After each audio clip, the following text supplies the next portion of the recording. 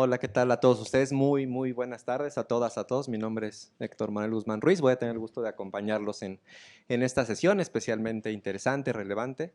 Vamos a hablar de un proyecto del Consejo de la Judicatura Federal en conjunto con la Embajada de Estados Unidos a través de la OPDAT, que tomó más o menos 3 años de desarrollo, que involucró el trabajo de muchas personas juzgadoras, personas defensoras, fiscales de todo el país. Y para ello vamos a tener pues la distinguida participación de los integrantes de este presidium, para los que pido una recepción muy calurosa.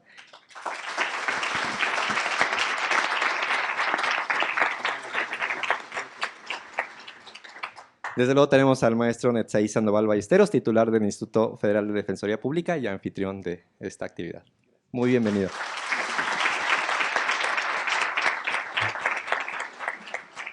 Tenemos igualmente al magistrado Constancio Carrasco Daza, titular de la Unidad para la Consolidación del Nuevo Sistema de Justicia Penal.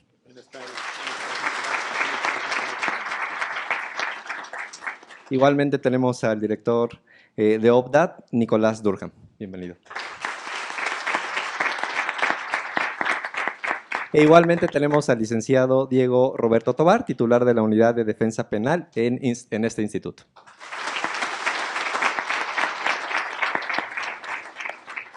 Y bueno, sin más preámbulo, el maestro Sandoval nos dirigirá un mensaje. Gracias. Pues muy buenas tardes, bienvenidas, bienvenidos. Muchísimas gracias por acompañarnos en este día tan especial para nosotros. Quiero compartirles que en estos días la Defensoría Pública tiene una reunión de todos los delegados de la República Mexicana, de todas las delegadas, de las personas que encabezan la Defensoría Pública Federal en cada entidad federativa. Nos están acompañando porque nosotros quisimos empatar el evento de presentación de las guías aquí en la Defensoría Pública Federal con la presencia de nuestras delegadas y de nuestros delegados, que son, digamos, los líderes, la cabeza de la Defensoría en cada entidad federativa. Ellos tienen incluso, eso es algo novedoso, quiero compartir algunas reflexiones. Durante esta administración hemos procurado que incluso las delegadas y los delegados tengan posibilidad de litigar asuntos.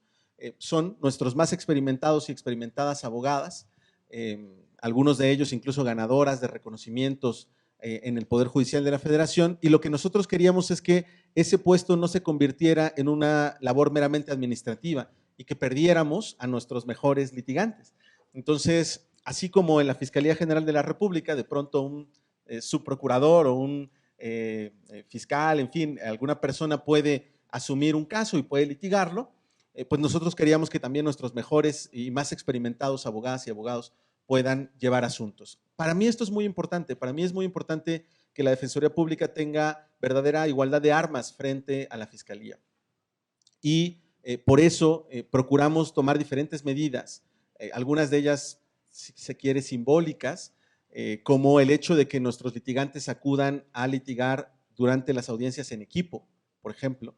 Esto es algo muy valioso para nosotros porque lo tradicional, lo normal, es que la Fiscalía acudía a litigar con un equipo de ministerios públicos, de fiscales, y por el otro lado estaba el defensor solo con la persona representada, ¿no? Entonces, para nosotros era muy palpable, muy evidente la desigualdad y, por lo tanto, la desventaja en la que se encontraba la defensa pública frente al equipo de litigantes de la Fiscalía o del órgano acusador. Entonces, ahora nuestros defensores, nuestras defensoras tienen nuevas herramientas. Pueden, por ejemplo, realizar actos de obtención de datos de prueba a través de su personal. Pueden, por ejemplo, acudir acompañados de otro defensor o de personal de la Defensoría, sus oficiales, a las audiencias. Y precisamente yo les decía, bueno, no necesariamente porque vayan a intervenir o a llevar la audiencia, pero a lo mejor pasar una nota diciendo, oye, aquí una objeción, no sé, ¿no? Ayudar en el desahogo de las audiencias. Para nosotros es muy importante que quede claro que la defensa pública no implica un desequilibrio o una desventaja para la persona que representamos, que estamos en igualdad de condiciones para hacer valer un principio constitucional como es el de contradicción. Entonces, Nuestro enfoque en la Defensoría Pública Federal ha sido fortalecer las capacidades de litigio de nuestro personal, insisto, desde los mandos hasta cualquier integrante de la Defensoría Pública, para poder hacer valer pues, el derecho fundamental a una defensa adecuada. Y para eso pues, hemos implementado muchísimos cambios durante esta administración que encabeza el ministro Saldívar. Hemos creado un área de ciencias forenses. Por primera vez les estaba platicando a nuestros invitados que por primera vez en la historia la defensa pública tiene acceso a peritos, peritos que pueden acudir incluso como asesores técnicos a las audiencias, pero si no, pueden ofrecer opiniones, dictámenes, pueden ofrecer elementos científicos, técnicos valiosos para que los jueces puedan conocer de mejor manera, puedan tener mejores elementos para ilustrar su criterio. Nosotros siempre decimos que tenemos que litigar no solo en el plano del derecho, no basta para llevar una buena defensa que se citen mucha jurisprudencia y muchas leyes. Necesitamos también argumentar en el plano de los hechos. Y para eso hemos implementado muchos cambios en la defensa pública federal. Otro de ellos, otra vez muy pequeño, porque no implicó costos, no implicó nuevas plazas, no implicó prácticamente nada, pero que para nosotros es muy valioso, es que ahora los defensores públicos federales llevan los casos desde que inician hasta que terminan. Durante muchos años existió la tradición de que los defensores actuaban por etapa. Entonces los defensores de agencia del Ministerio Público solamente llevaban la defensa ahí y cuando llegaba a la audiencia inicial cambiaban de defensor. Y entonces el defensor le pedía a las juezas, a los jueces, señor juez, señora jueza, por favor, permítame unos minutos para imponerme del expediente de la carpeta de investigación y poder defender a la persona. Y los jueces y las juezas accedían y les daban 15 minutos, media hora, no sé, depende del criterio del órgano jurisdiccional, pero eso implicaba evidentemente una defensa muy débil por parte de esta institución. En cambio, ahora la defensa ya no es así. En la mayoría de los casos, nuestros defensores reciben el asunto desde la agencia del Ministerio Público y por lo tanto cuando llega la audiencia inicial ya conocen el expediente, ya conocen la carpeta de investigación, ya conocen los elementos e incluso pudieron buscar, recabar algunos elementos para poder ofrecer en la audiencia inicial. Entonces, este tipo de cosas cambian la calidad de la defensa pública y hemos tenido resultados muy exitosos y muy valiosos. Yo celebro que podamos presentar estas guías con nuestro personal, insisto, con el personal de toda la República. Por supuesto, también nos acompañan defensoras y defensores públicos. También se está transmitiendo este evento para que lo puedan seguir nuestras defensoras y defensores públicos en todo el país, nuestros oficiales, que son también abogados litigantes de la Defensoría Pública.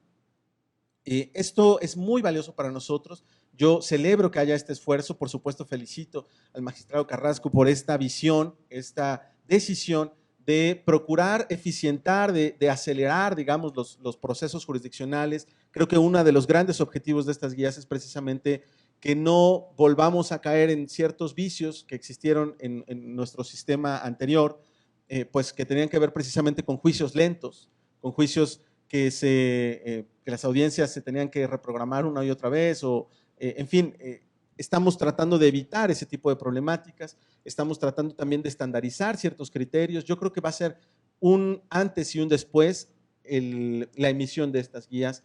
Por supuesto, felicitar la visión, la decisión de la embajada y en general del Poder Judicial. Creo que es evidente que durante esta administración que encabezó el ministro Saldívar, pues hubo una vocación de fortalecer la defensa pública, pero en general la función del Poder Judicial de la Federación. Entonces, simplemente quiero agradecerles a todos, a todas, felicitar el esfuerzo de estas guías, felicitar nuevamente a la unidad de consolidación del sistema de justicia acusatorio y decirles que es un honor que nos acompañen en esta tarde en esta presentación, pues por supuesto las y los titulares de órganos jurisdiccionales que además son tremendamente prestigiados, reconocidos y por supuesto expertos y expertas que incluso sumaron y aportaron a la elaboración de estas guías. Entonces me congratulo, les felicito y no quiero robar más tiempo para poder dar paso a esta presentación. Muchísimas gracias a todas y a todos.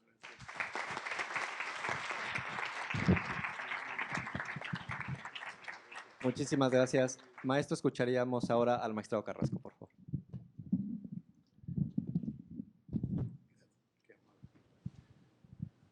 Muy buenas tardes a todas y a todos. De veras agradezco muchísimo de forma personal, por supuesto institucional, que nos reciban en nuestra casa. La Defensoría Pública Federal también es casa de las juezas y los jueces federales de México. También es la casa, fíjense, de la inteligencia de las reflexiones que hacía el maestro Netzaí Sandoval. Decía yo, hoy no vamos a jugar de visitantes. Hemos ido a jugar de visitantes en la presentación de las guías ya en algo. Estamos jugando en casa porque Defensoría Pública y los jueces y juezas de control como rectores del proceso, pues tenemos un objetivo común, tenemos el mismo objetivo, hacer del respeto a las características y los principios del sistema penal acusatorio en nuestro país, hacer de eso la vigencia de un Estado democrático de derecho. Entonces, estamos en casa. Agradezco muchísimo a Nicolás, a Guillermo, muchísimo a Diego, a las juezas que nos hacen favor de acompañarnos, a los jueces. Solo dos reflexiones, si me permiten, de manera muy breve.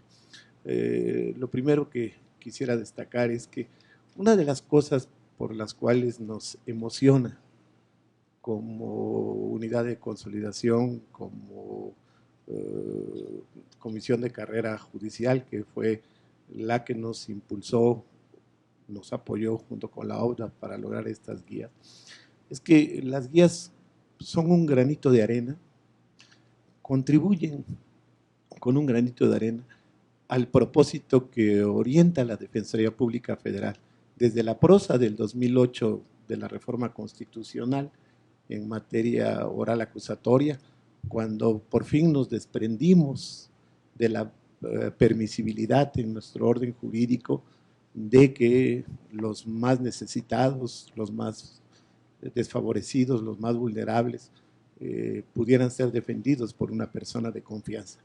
Y todos tenemos aquí muy claro lo que significaba una persona de confianza. No significaba alguien en el que tú podías anclarte para que te llevara a buen puerto en el debido proceso. No, persona de confianza era sinónimo de que la persona desvalida pues no tenía ninguna posibilidad de una defensa técnica, una defensa adecuada.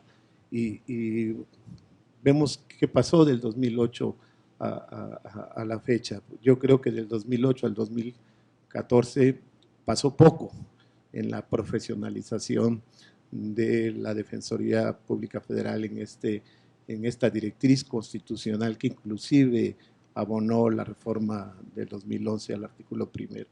Lo que hemos visto en esta gestión de manera muy clara, creo que todos, con el impulso de la reforma del 2021 en materia de Defensoría Pública Federal, es que la profesionalización de la Defensoría Pública está de veras haciendo milagros.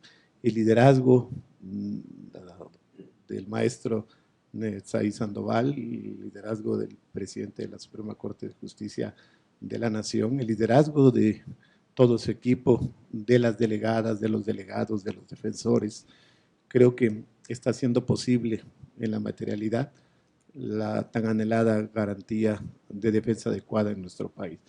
Y nunca antes la habíamos necesitado más, nunca antes en un sistema que, como lo expresaba él, nos empata a los operadores jurídicos, fundamentalmente fiscalía y defensa, los empata. Y creo que la manera de empatarlo desde el punto de vista real es precisamente con estas posibilidades como las que dan las guías. No creo que haya mejor destinatario de las guías, lo digo en su exacta dimensión, que los defensores y las defensoras públicas federales, porque en manos de ustedes el manejo de las guías de conducción de audiencias asegura, sin duda alguna, un debido proceso penal. Y un debido proceso penal lo que está asegurando finalmente es que los más vulnerables, los más desfavorecidos, los más necesitados en México de justicia puedan ser defendidos con los estándares más altos democráticos. Y ahí es donde las guías creo que cobran su verdadera dimensión. a ellos son los verdaderos destinatarios. Y por eso agradecemos muchísimo la enorme sensibilidad del maestro Nezahi de acogernos el día de hoy y de tomar este liderazgo con las defensoras y defensores, con las guías. Muchísimas gracias.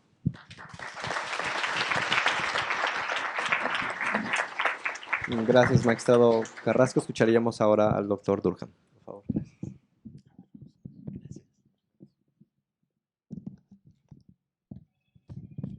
Vale, mucho gusto. Muchas gracias por el espacio. Al maestro, el señor defensor, le felicito mucho por todos los ajustes, toda la inversión, todos los cambios que están haciendo aquí en la Defensoría. Me parece todo supremamente importante y también muchas gracias por el espacio. Y obviamente al maestrado, la verdad, todos esos esfuerzos que hemos podido lograr aquí en México ha sido por el liderazgo de la unidad para la consolidación del nuevo sistema penal acusatorio de la Judicatura Federal, Consejo de la Judicatura Federal. Entonces estamos muy agradecidos. Y obviamente a los jueces, juezas que hayan sido parte del desarrollo de estas importantes guías, que de verdad ellos invirtieron, no les puedo explicar cuántas horas trabajando fuera de la jornada normal. Fue por su dedicación y su trabajo, su compromiso, por eso que estamos acá. Entonces también gracias a ustedes. Vale, yo soy Nicolás, yo soy el titular de la unidad, pues la oficina de OPTAD, que somos un grupo de la Embajada del Departamento de Justicia. Yo soy un fiscal federal en los Estados Unidos y nosotros existimos en algunos países en el mundo para brindar capacitaciones, asistencia técnica, todo enfocado en el sistema penal acusatorio, en mejorarlo. Y lo bueno es que lo que estamos intentando hacer también es aumentar, fortalecer nuestros enlaces, no solo con las fiscalías, que obviamente ya lo tenemos, pero también con las defensorías, con la rama judicial. Y por eso también estamos muy felices que nos hayan invitado a estar aquí el día de hoy, porque yo como fiscal le puedo decir, aprendí más que todo de unos defensores súper preparados que me ganaron en el juicio, porque a veces yo digo que yo gané más cuando perdí o más cuando me dieron como vergüenza en frente del juez que cuando hice algo bueno. Entonces, para nosotros también como fiscales, yo les agradezco a ustedes por todo lo que ustedes están haciendo, no solo para el sistema penal aquí en México, no solo para la justicia, pero también es a través de ustedes que nosotros, los fiscales, nos podamos ir mejorando. Y también, obviamente, por los jueces que también nos tienen ahí, que tienen un buen control del despacho. Solo quería mencionar que para nosotros tenemos mucho orgullo de estar como involucrado en este producto, en este proyecto, de haber como apoyado, facilitado todo lo que hemos podido a través del trabajo de la mesa de trabajo. Pero sí quería mencionar que nos parece súper importante que este producto, este trabajo ha sido de una forma interinstitucional. O sea, fue algo que lo logramos a través de la rama judicial federal y también los ramos judiciales del estado de Puebla y Ciudad de México. Pero lo que viene, lo que también hemos podido hacer, aunque de eso no vamos a enfocar tanto hoy, es también como lo que han mencionado, es unas guías forenses que también convocamos a la UNAM, la rama judicial federal, también de la Ciudad de México, también la Fiscalía, y hemos podido lograr unos productos súper importantes que para nosotros es más importante que sean para todos los operadores del sistema penal acusatorio, que sean para solo una parte o el otro. También quiero agradecer a la Defensoría, más que todo, porque ya vamos a empezar en un nuevo proyecto enfocado en generar un manual enfocado en los procedimientos de extradición, donde todavía sabemos que hay algunas complicaciones, es algo complejo.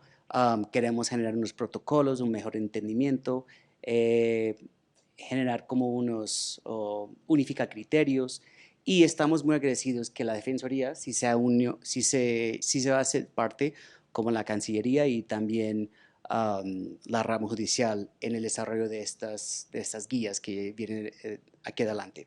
Entonces, solo para reiterar que todo lo que estamos haciendo de forma conjunta en intentar generar unos criterios, unos protocolos, sí creo que es algo que puede ser de beneficio de todas las partes, y estamos, aunque somos parte del Departamento de Justicia, o sea, fiscalía de la parte federal de Estados Unidos, todo lo que podemos hacer para también ayudar a todas las partes en ese sistema, aquí estamos.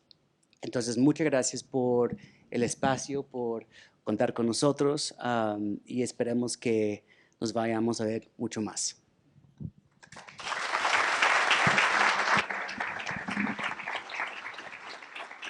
Agradeceríamos a los integrantes del Presidium sus mensajes iniciales. Si lo ven bien, haríamos una pausa de unos cuantos minutos para dar paso a las y los jueces que participaron en la elaboración de las guías. Muchas gracias.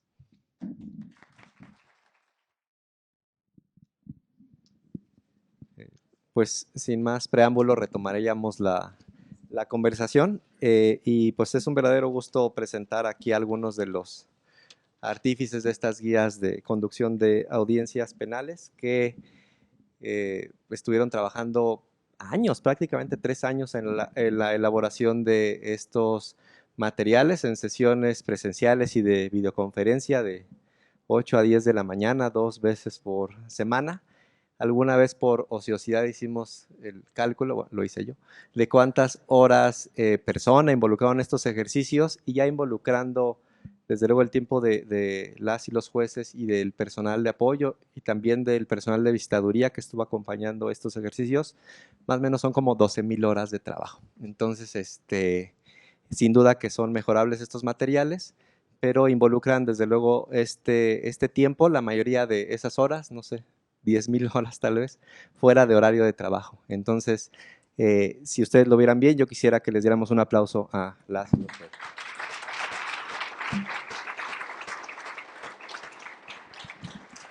A manera de pues agradecimiento, ya que pues no cobraron por esto. Y si me permiten, los voy a presentar. Tenemos a la licenciada Yanit Quiroz Vanegas, jueza de distrito en funciones de control, adscrita al Centro de Justicia Penal Federal en Hermosillo. Muy bienvenida. Tenemos a la doctora Sandra Karimi Chanán Velarde, jueza especializada del Sistema Procesal Penal Acusatorio del Poder Judicial de la Ciudad de México. Muy bienvenida. Y tenemos al maestro Felipe de Jesús Delgadillo Padierna, juez de distrito en funciones de control, adscrito al Centro de Justicia Penal Federal en la Ciudad de México, con sede en el Reclusorio Sur. Muy bien. Y bueno, esta conversación estaría dividida básicamente en 2 bloques. En el primero de ellos, nuestros ponentes nos hablarían pues del proceso de elaboración de estos materiales, y en el segundo nos hablarían también de pues algunas de las implicaciones prácticas ya de las guías en las distintas, pues en los distintos ámbitos de competencia jurisdiccional. Entonces, pues le pediríamos en primer lugar a la juez Yanit, que nos hable un poco de cuál fue el proceso de conformación de estos borradores y de los grupos de trabajo. Bueno, muchas gracias, doctor Héctor, por la presentación. Muchas gracias, maestro Netzaí, por tenernos aquí en la Defensoría. Yo estoy muy emocionada de estar aquí. Muchas gracias a Nicolás, magistrado, y a todos ustedes por el interés de estar aquí con nosotros. Yo les voy a platicar un poquito cómo fue que iniciamos en este proyecto. Era quizás septiembre del 2019 más o menos, cuando a mí en lo personal recibo una llamada por parte de la Unidad de Consolidación del Sistema Penal Acusatorio, el Consejo de la Judicatura Federal, y me dicen: oye, mira, hay un programa, es un proyecto con OPDAT, con el Poder Judicial de la Ciudad de México, de Puebla, y también van a colaborar algunos jueces y magistrados de Colombia, porque ellos en Colombia ya tenían años atrás también con el apoyo de OPDAT unas guías judiciales. Entonces, la idea era generar una especie pues así, de manuales o de checklist, que son las guías, para facilitarnos a todos los que trabajamos con audiencias en el sistema penal acusatorio que pues remontándonos al 2019 estaba todavía, ahora sí que recién nacido. Entonces, al inicio yo honestamente no dimensioné el impacto que este proyecto iba a tener y la envergadura del mismo. Cuando nos reunimos fue me parece en septiembre del 19, nos reunimos en Ciudad de México y se conformaron varios grupos, eran juzgadores de la federación, tanto jueces de primera instancia del proceso penal acusatorio, jueces de amparo y magistrados de apelación y de amparo. Entonces había varios perfiles de juzgadores federales, pero también había juzgadores de la Ciudad de México y de Puebla. Y entonces fue cuando detectamos pues que para elaborar las guías la idea era generar un instrumento que fuera útil y que nos ayudara a tener unos estándares más o menos similares a lo largo y ancho del territorio, porque advertíamos que no se litigaba de la misma manera o no se conducían las audiencias de la misma manera en un estado o en otro, tanto a nivel federal como local, y entonces esto pudiera generar pues un poco de desorden, un poco de incertidumbre, qué es lo que esperan los abogados, qué es lo que tiene que decir el abogado. Bueno, la idea de las guías es que a donde quiera que vaya ese abogado litigante pueda afrontar con éxito la audiencia, y lo mismo los jueces y los fiscales, en general esto es para todos los operadores. Fue así que en ese primer encuentro, que estuvimos una semana en la Ciudad de México, lo que hicimos fue primero analizar el Código Nacional, identificar cuáles son las audiencias que se pueden generar. Hay muchísimas que ya conocemos, las de todos los días, las iniciales, los abreviados, las intermedias, pero resulta que hay un montón de otras audiencias que de pronto no son tan comunes y un día te llega el asunto y no sabes qué hacer. Bueno, todo eso nosotros detectamos cuáles numerales del código podían dar lugar a audiencias y pues detectamos que eran muchísimas. Luego lo que hicimos fue dividir los grupos. Primero se formaron 2 grupos y la idea de estos primeros 2 grupos era justamente que en todos estuviera algún juez o 2 de primera instancia federales, juez locales, juez de amparo, magistrado de apelación, para que los 2 grupos estuvieran con una conformación igualmente diversa y así poder contar con la visión de cada uno de estos operadores. Decidimos repartir las audiencias por etapas y se otorgó a un grupo, al grupo que denominamos Grupo 1, la etapa de investigación, tanto en su fase inicial como complementaria, que es la que tiene el grueso de las audiencias, es la mayor cantidad.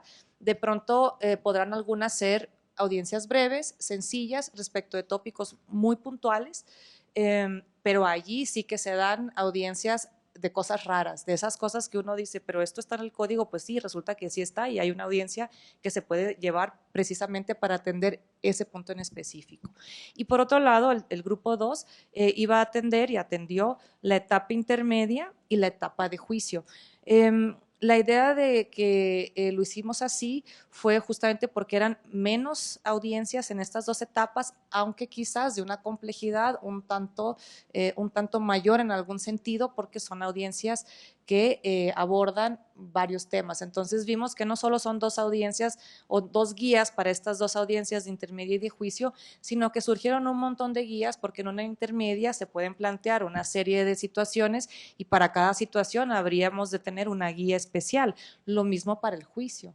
¿Cómo vamos a desahogar pruebas? ¿Qué hacemos cuando el testigo es menor de edad? ¿Qué pasa cuando la persona es extranjera y no habla español? En fin, todo esto fueron cuestiones que fuimos viendo. Así fue al inicio, nos repartimos estos grandes temas y todo esto era antes del COVID, ¿no? Cuando éramos felices y no lo sabíamos y nos regresamos todos a nuestros lugares para hacer el inicio, nos repartimos entre los miembros de cada grupo las guías de forma equitativa, de tal manera que en la próxima reunión que habríamos de tener en febrero del 2020 ya tendríamos que presentar los borradores de las guías que a cada uno nos había correspondido. Y la idea era eventualmente en esa reunión de febrero, que así sucedió, someterlas pues a la observación y a la consideración de los pares del mismo grupo para pues trabajarlas y en algún momento del proceso poder presentar esos primeros borradores. Así fue que en febrero, bueno, ya nos reunimos aquí en la Ciudad de México, en Puebla. La reunión de 2020 en febrero fue en Puebla y allí ya se habrían incorporado los jueces especializados en materia de justicia penal para adolescentes, de lo que creo que me parece va a hablar el compañero Felipe, pero bueno, yo por ahora hasta aquí, porque si no me pongo un freno, yo puedo seguir y le robo el tiempo a todos, pero ya sería por ahora mi participación. Muchas gracias.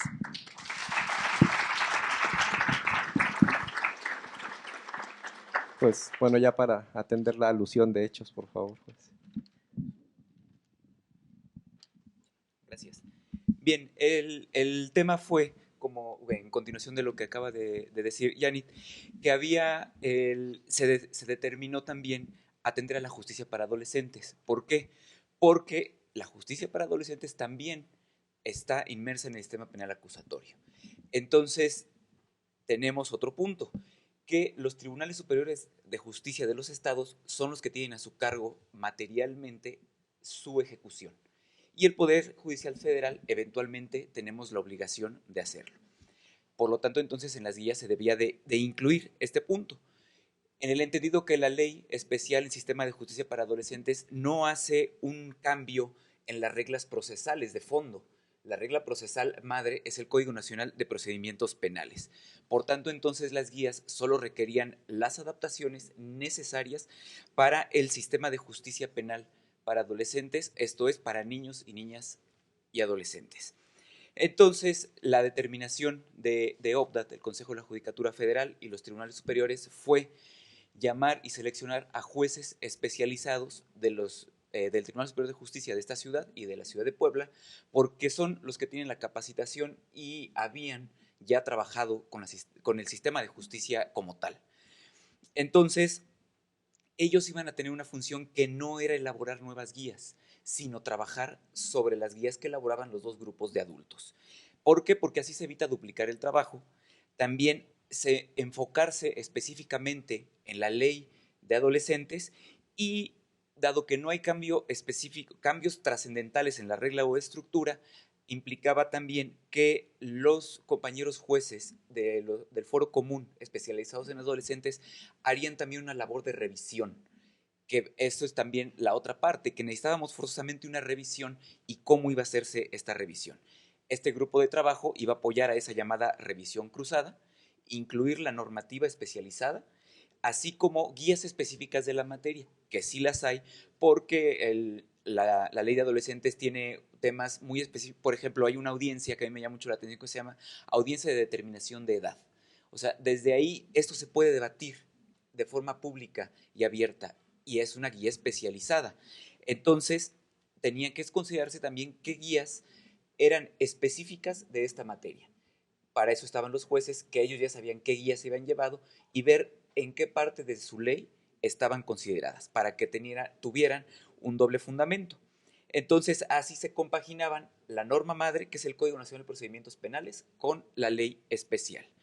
En un principio, la determinación era usar recuadros de remisión a las guías de adolescentes. Sin embargo, también como un criterio editorial, era más sencillo hacer un espacio específico para guías de adolescentes, porque si no, era durante la audiencia utilizar la guía y estar buscando en el archivo o físicamente dónde estaba la continuación y la remisión. Entonces, editorialmente, por eso tienen el color, como ustedes lo alcanzan a ver, es el color azul o morado de la parte de abajo, donde está la parte de adolescentes. Esta sección que está dentro del producto final y es un apartado específico que además considera temas de ejecución, cuestión que las guías de adultos no consideran, porque la parte de ejecución es muy importante en la ley de adolescentes. Es la parte trascendental, puesto que se busca por la edad de los niños o de las niñas, que en realidad ellos tengan una reinserción social, por lo que la etapa de ejecución es lo que requiere una mayor fuerza, y entonces además a todos los que no estamos especializados en esta materia, este tipo de guías nos da una función didáctica. ¿Por qué? Porque podemos estudiar a través de estas guías sin necesidad forzosamente de atender al contenido de la ley e incluso la adaptación al lenguaje de la ley del sistema de justicia para adolescentes. Básicamente esto es un resumen de cómo se tomó la determinación de conformar un trabajo específico en la ley de niños, niñas y adolescentes. Muchísimas gracias, juez.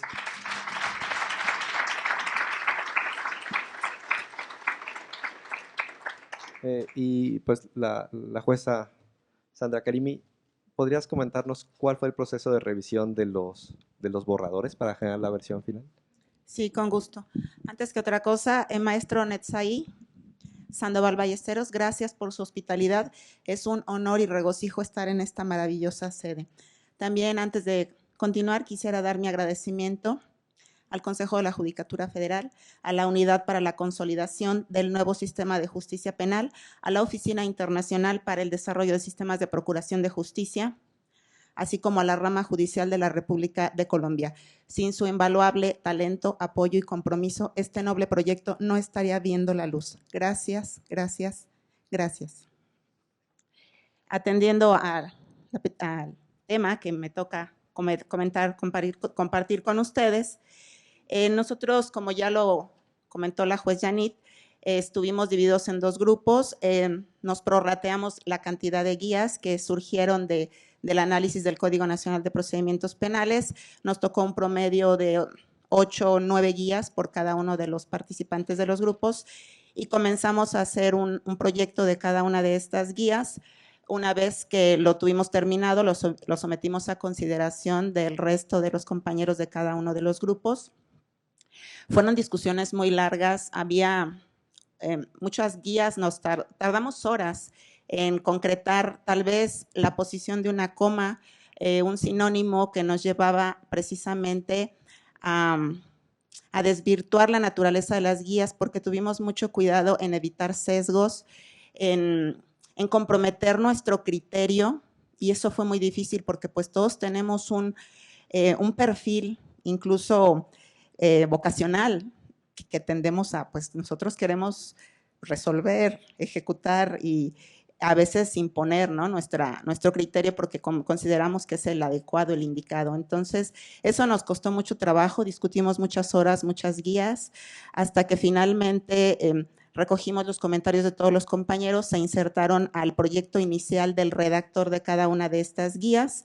Después se hicieron todos estos ajustes, hubo una nueva versión, por supuesto, de estas guías, muchas de ellas las revisamos 2 y 3 veces, porque una palabra, como ya les dije, a la sintaxis, la redacción, en ocasiones nos llevaba a conflictos importantes, que era lo que no queríamos transmitir al usuario final de la guía.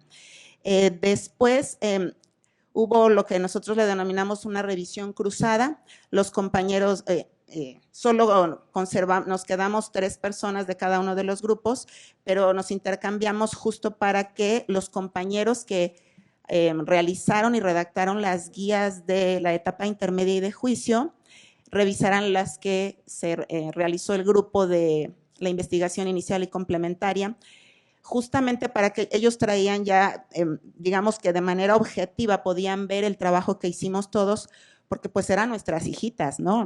Nuestras guías eran nuestras hijitas y pues eran perfectas para nosotros.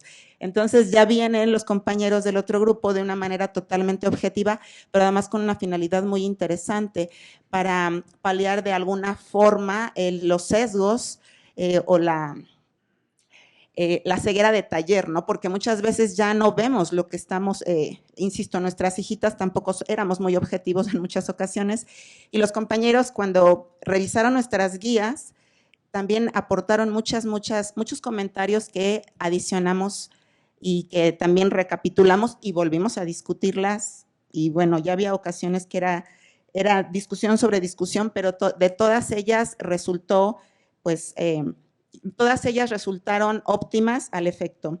Y después, finalmente, de esta revisión cruzada, ya la última versión o penúltima versión, porque siempre pensamos que ya habíamos acabado, pero no.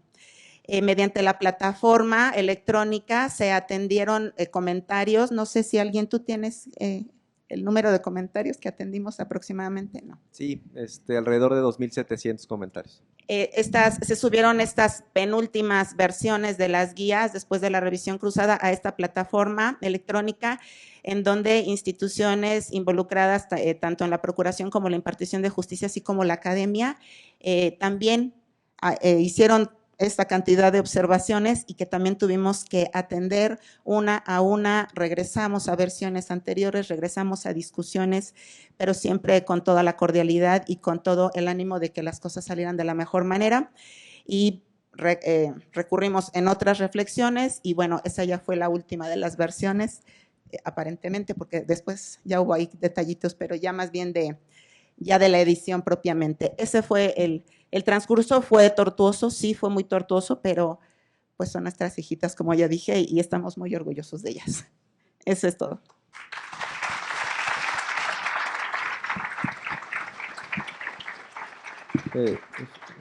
Pues Felipe, ¿nos podrías comentar cómo se dio la incorporación de los criterios jurisprudenciales, los tratados internacionales en materia de derechos humanos y los protocolos de actuación a las guías? Claro. Bien. Bien, este fue otro de los puntos que se tenían que tomar como base forzosa para la elaboración de estos documentos, porque nuestra base, como lo he dicho y lo hemos comentado, es el Código Nacional de Procedimientos Penales, pero teníamos que atender primero que nuestro sistema jurídico mexicano, toda norma está sujeta a análisis e interpretación y controversia. Entonces, en algún punto llegan a un tribunal colegiado de circuito o a la Suprema Corte de Justicia de la Nación. Es la representación misma del dinamismo del derecho. En un segundo punto, la pertenencia de México como nación al sistema interamericano de derechos humanos. Que había que ser cuidadosos con estos puntos porque los criterios de la Corte Interamericana tienen un estándar muy alto porque implican la sanción de responsabilidad estatal. Y no es lo mismo la responsabilidad estatal que la norma interna. Sin embargo, eso no quiere decir que no debamos de tomarlos en cuenta y forzosamente también teníamos que analizarlos. Y en un tercer punto es que está la determinación de la actual administración de la Suprema Corte de Justicia de la Nación de emitir un conjunto de protocolos de actuación, que los protocolos como tales son documentos que se generaron para orientar respecto de particularidades, principios y estándares relativos a la observación de asuntos donde hay determinados grupos ubicados en una categoría especial o sospechosa. Entonces, los protocolos, si bien no son obligatorios, sí eran forzosamente de un estudio por parte de quienes íbamos a elaborar las guías. Entonces, era prácticamente obligatorio para ser considerado. El efecto es que se diera un modelo a seguir para que porque está basado en la ley, está basado en la jurisprudencia nacional, internacional y en los protocolos de nuestra institución. Pero entonces eso también da una confianza pública, porque basta decir todo ello para saber que es objetivo, que no implica una apreciación personal de la persona que elaboró la guía. De hecho, aquí está presente el juez Julio Beredín, que él fue el creador del criterio de si la ley dice, en dónde dice, cómo lo dice y por qué lo dice. Si la Corte lo dijo, por qué lo dijo y qué dice la ejecutoria. Porque entonces muchas veces la tesis que conocemos públicamente dice una cosa y en la ejecutoria la interpretación modifica. Y esto teníamos que leerlo para poder armar una guía y un proyecto de una pauta que iba a ser pública. Y de tal manera que también tomáramos en cuenta que era un producto que no iba a estar limitado al uso de los poderes judiciales. Iba a estar, es de uso público y que en algún momento la Defensoría Pública participó en la revisión de hubo un porcentaje muy alto de los 2.715 comentarios que surgieron de aquí. ¿Por qué? Porque era la parte de la socialización que tenía que evaluar también que los criterios estuvieran bien aplicados. Entonces, la guía incluye también de forma didáctica la cita de precedentes obligatorios, lo cual esto ayuda a todos los operadores y hasta los estudiantes. Pero también nos genera una necesidad, la necesidad de que este producto no se va a convertir en algo caduco, porque se tiene que actualizar y renovar constantemente conforme al propio dinamismo del derecho, conforme la Corte se pronuncie, conforme nos diga la Corte Interamericana de Derechos Humanos, o bien conforme se actualicen los protocolos de actuación de la Suprema Corte. Claro está que está limitado esta revisión para precedentes obligatorios de la Suprema Corte de Pleno y de Salas, así como porque son órganos terminales de interpretación mexicana. Y las normas, perdón, la jurisprudencia que emiten sus resoluciones, la Corte Interamericana de Derechos Humanos, que sea obligatoria o que sea trascendental para el sistema interamericano de derechos humanos, por la propia naturaleza de sus resoluciones. Entonces, la actualización no es tan compleja porque se constriñe a algo que cualquier abogado debería de saber, cualquier abogado formal y debería de hacer. O sea, no es algo que requiera gran ciencia, sino que cualquier abogado, cualquier persona con formación jurídica deba de hacer porque estamos obligados a hacerlo. Esa era la finalidad. Entonces, este proceso incluía o necesitaba forzosamente incluir juzgadores, magistradas y magistrados especializados en control constitucional, lo cual iba a eliminar también una visión estrictamente de sistema penal acusatorio para que entonces tuviera el uso didáctico, se pudiera vencer la resistencia externa al uso de las guías por la objetividad que representa los precedentes y dar aparte una seguridad jurídica, lo cual también proviene de las instituciones que participaron en la revisión, que de forma trascendental, insisto, y no porque estemos aquí, fue la Defensoría Pública, porque fueron, me parece que los que más comentarios generaron, que fueron atendidos. Sí lo hicieron otras instituciones, pero la seriedad también cuenta y esto es algo que vale la pena resaltar. Doctor.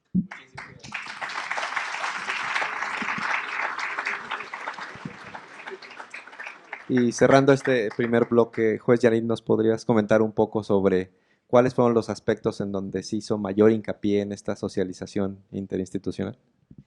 Bueno, sí, justamente la revisión interinstitucional, como comentan la jueza Karim y el juez Felipe, fue muy importante porque aun cuando se elaboraron los borradores al interior de los grupos de trabajo y las revisiones cruzadas entre los propios grupos, pues todos éramos juzgadores, entonces todos teníamos finalmente esa visión, esa manera de pensar de jueces. Y el poder atender, leer y reflexionar sobre las distintas posiciones de los distintos comentarios de fiscales federales, de defensores, de fiscales y defensores de los estados, de jueces compañeros también de la federación que no participaron en la redacción de las guías, en fin, de académicos, amplió digamos, aportó nuevos puntos de vista que quizás nosotros habíamos obviado porque no tenemos esa forma de pensar como cada una de estas instituciones pues sí la tiene debido a la función que desempeñan normalmente en las audiencias. Entonces, justamente algo que nos llamó mucho la atención fue que en aquellas guías en donde había sido bien difícil llegar a un consenso porque habían sido ampliamente discutidas, porque tenían puntos finos de derecho que de pronto no eran tan claros, porque siempre, como dice Felipe, estuvimos partiendo de lo que dice la norma, de lo que dice la jurisprudencia obligatoria en todo el territorio, que es la de la Corte en Pleno y Salas, y los criterios de la Corte Interamericana, algunos tratados internacionales, pero fuimos muy cuidadosos de no citar teoría, de no incluir criterios no obligatorios, justamente para no, para que evitar imprimirle criterio personal o criterio que pudiera ser discutible a las guías, sino que la pretensión era que fueran unas guías objetivas, que fueran neutrales, porque la idea no es adelantar criterio o no es sugerir una manera de resolver, todo lo contrario. Lo único que se busca es garantizar el debido proceso y justamente en esas guías en donde había aspectos complicados que nos costaron mucho trabajo poderlos consensar, para poder subir ya esos borradores semifinales, por llamarles de alguna manera, a esa plataforma que debo decir, los ingenieros de la unidad de consolidación del sistema de justicia penal del Consejo de la Judicatura hicieron una labor increíble porque ellos de la nada se crearon esta plataforma y fue lo que permitió esa socialización tan amplia de los que obtuvimos esos 2,000 y casi 3,000 comentarios. Y justamente la mayoría de los comentarios tenían que ver con esas guías en esos puntos en los que nosotros nos habíamos enfrascado en discusiones que nos habían costado bastante trabajo. Entonces, eso nos corroboró que no estábamos tan perdidos, y dos, que esos temas eran los que necesitaban como toda la atención y todo el detalle. Entonces, esos aportes enriquecieron sin duda las guías y pudimos percatarnos de que se podían mejorar y ya de alguna manera zanjar esas dificultades que nos habían dado estos puntos. Y también decir que fue muy bonito leer los comentarios de todos los que se dieron el tiempo de leer nuestros borradores y de comentarlos, porque también fue una tarea importante que ellos hicieron. De pronto parece sencillo, pero revisar todos estos borradores y emitir unos comentarios, pues tampoco era cualquier cosa. Y a mí me gustó mucho ver que se abrieron, inclusive había comentarios como de desahogo, ¿no?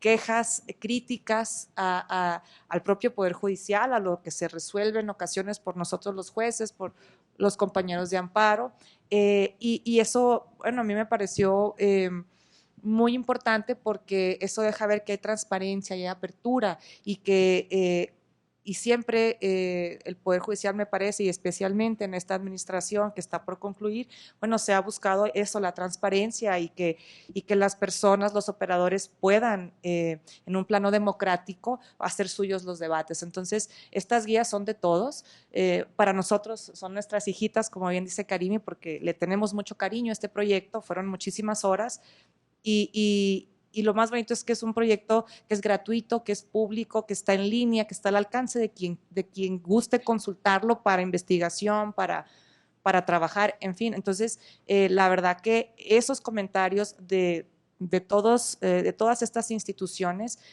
las fortalecieron, y me parece que en las partes en donde pudieron haber estado un poco discutibles, pues gracias a los comentarios pudimos superar esos problemas, ¿no? Entonces, así fue como yo entiendo sucedió esto de la intervención de los distintos operadores.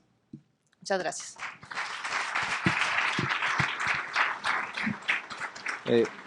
Con eso terminaríamos el primer bloque de esta sesión relativa a cómo se generaron estas guías. Abriríamos ahora un segundo bloque que está más en la lógica de la utilidad de estas guías.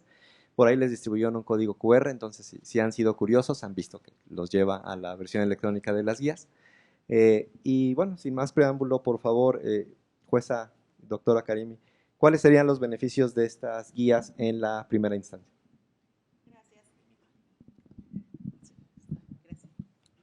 Gracias. Antes de abordar este tema, a mí sí me gustaría un pequeño preámbulo que tiene que ver con el mismo, y tiene que ver con la forma en que se resuelve en la oralidad, justamente. Al respecto, Manuel Atienza reflexiona que uno de los inconvenientes de la oralidad es precisamente que con mucha facilidad se puede incurrir en falacias o engaños. Abonando al tema, también los psicólogos refieren que existen dos sistemas de pensamiento, el rápido y el lento. El pensamiento rápido nos sirve para resolver problemas ejecutivos. Sin embargo, el pensamiento, en ocasiones es importante acudir al pensamiento lento y reflexivo. Incluso se menciona que hasta un matemático avesado necesita parar y reflexionar. Razones por las cuales es evidente que la oralidad es el vehículo del pensamiento rápido, pero el pensamiento lento y reflexivo es de mucha utilidad para evitar en la medida de lo posible errores.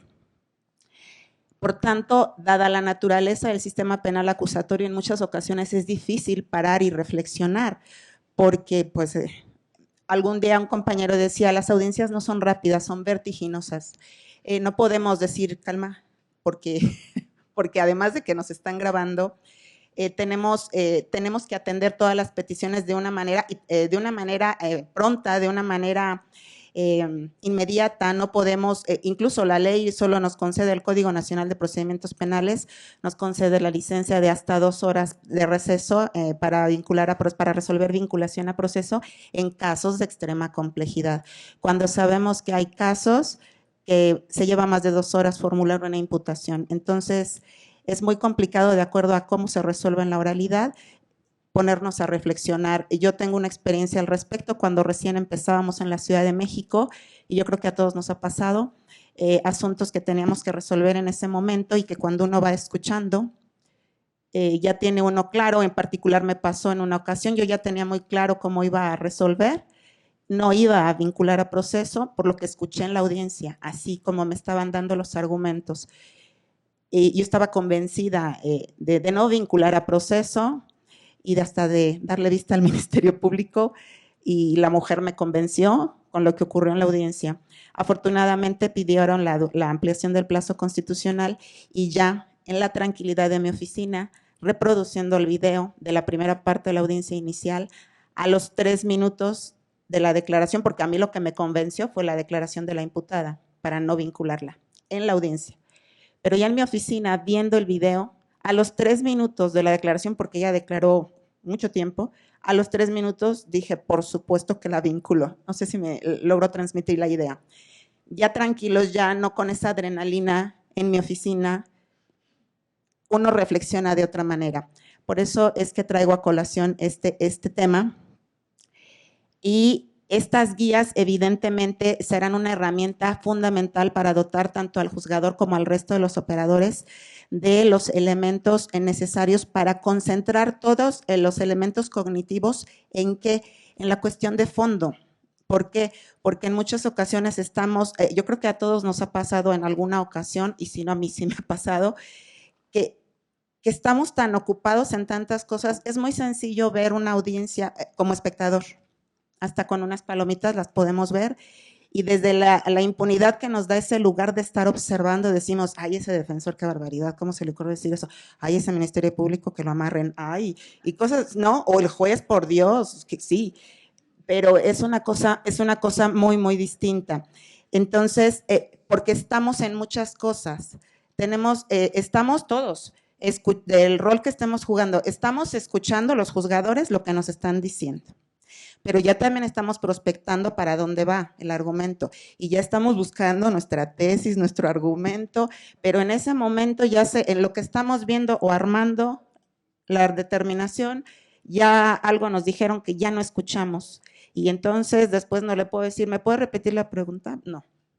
O ustedes también tienen que estar pendientes de lo que dice el contrario, y si en lo que ustedes están también armando su argumento y su intervención algo se les va, todos tenemos una responsabilidad muy, muy, muy grande, todos, desde el rol y desde el lugar donde estemos operando en el sistema. Por tanto, las guías, por supuesto que serán una herramienta muy, muy importante para emplear todas nuestras baterías en las cuestiones de fondo, en las cuestiones sustanciales, y que será como mucho más fácil solo voltear a ver la guía y ver en dónde vamos e ir marcando qué es lo que sigue. Porque yo creo que también a todos nos ha pasado que cerramos una audiencia inicial y nadie nos pronunciamos en régimen cautelar. Nadie. ¿No? Porque dicen que yo siempre digo que la ley de atracción no se la inventaron una persona una tarde de ocio, realmente. Es una cadena a veces de despropósitos, al juez se le pasa, al defensor se le pasa, al fiscal se le pasa, y ya nos fuimos y se cerró la audiencia y no nos pronunciamos en cuanto a régimen cautelar. O se cerró también una audiencia inicial y no nos pronunciamos en el plazo de investigación complementaria. Ay, ¿por qué? Porque estábamos concentrados en otra cosa. Entonces, la guía, por tanto, yo considero que sería muy importante al efecto.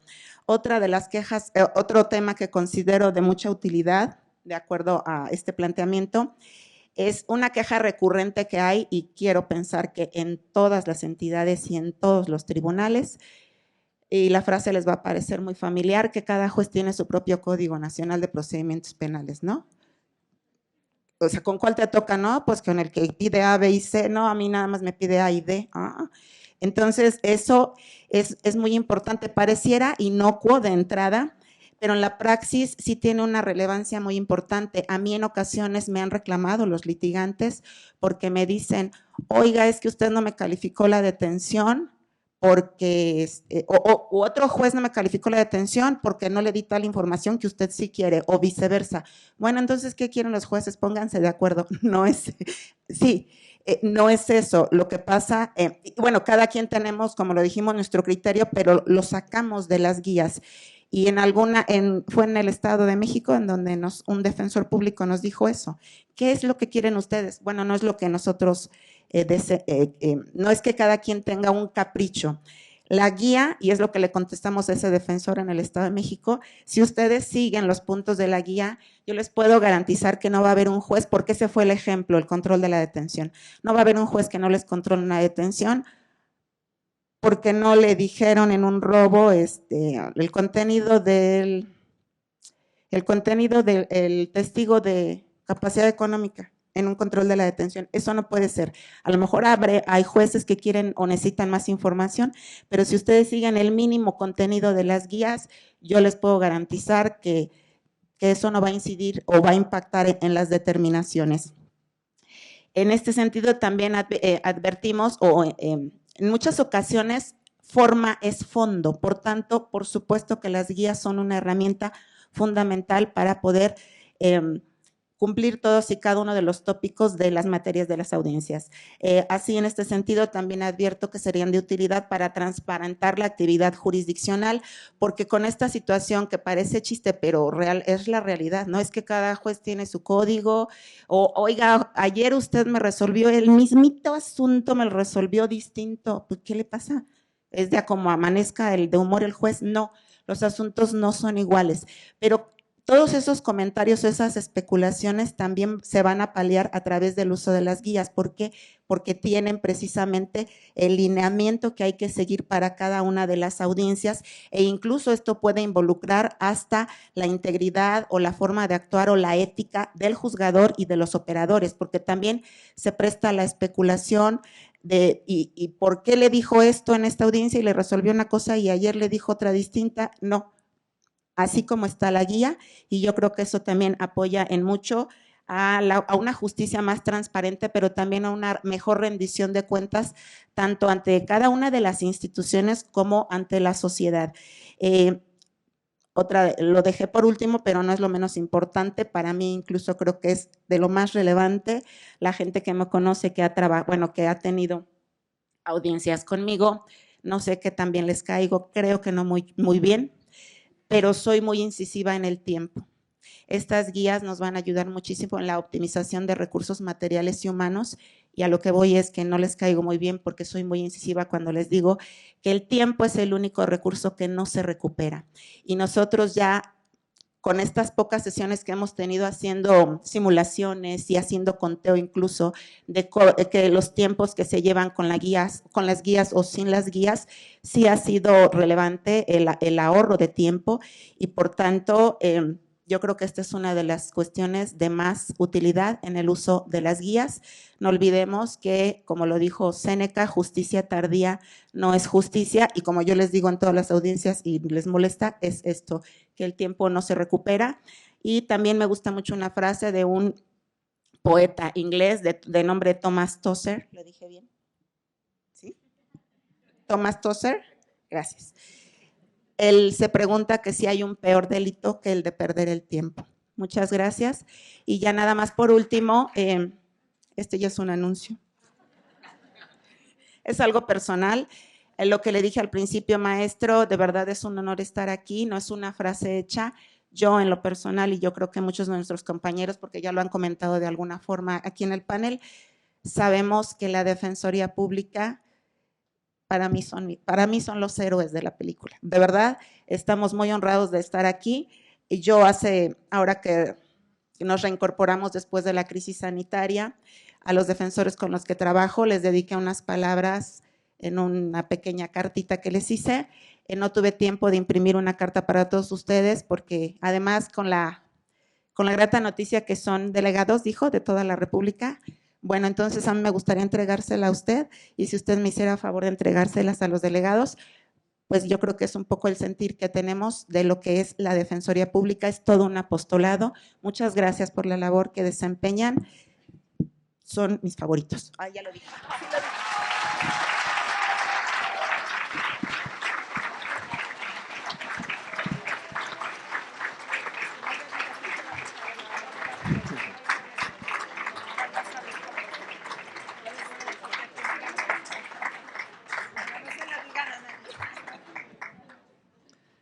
Bueno, ahora la juez Yanit, que seguro nos dará un mensaje aún más emotivo, que nos hablará un poco de la incidencia de las guías en materia de alzada. Bueno, muchas gracias. No, bueno, la verdad que, bueno, juez Karimi, he podido contar con tu amistad a raíz de las guías y ay, tú sabes, es una persona maravillosa. Así que si ella piensa así de ustedes, no le digan a nadie porque se sanan los demás, pero de verdad que es porque se lo han ganado. Si, como comentábamos inicialmente, y creo que hemos sido recurrentes en ese punto, un tema importantísimo para nosotros fue siempre evitar sesgos en la redacción de las guías.